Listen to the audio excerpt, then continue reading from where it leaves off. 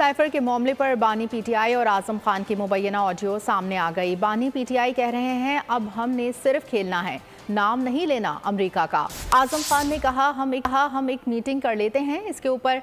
अगर आपको याद हो तो आखिर में एम्बेसडर ने लिखा हुआ था कि डिमार्च करें।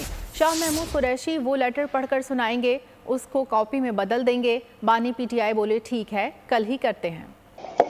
एक मीटिंग मेरे ख्याल में कर लेते हैं।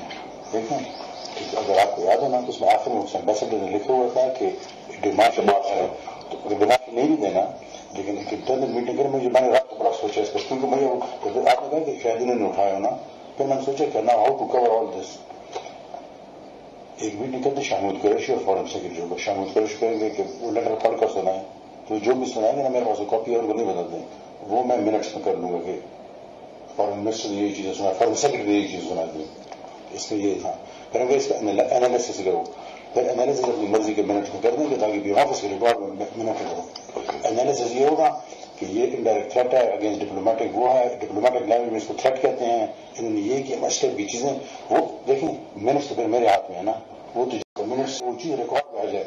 अभी देखें आप खुद देखेंगे, वो कहेंगे ये कौन सा फोटो स्टेट है, तो वो पढ़ कर सुनाएंगे तो एग्जैक्ट नोट करने के लिए मैं पास है, उसी में कॉपी कर लूंगा आराम से, तो वो ऑन रिकॉर्ड आ जाएगी ये चीज नहीं है। और फॉरेन सेक्रेटरी सुनाए ताकि वो ना हो ना पॉलिटिकल वो चल रहा है, ताकि ब्यूरोक्रेटिक लेवल पर एक चीज आए। You understand not understand? हमारे पास तो कॉपी नहीं है ना, ये किस तरह उन्होंने उठा दिया। सब्सक्राइब करें और बेल दबाएं ताकि कोई खबर रह न जाए।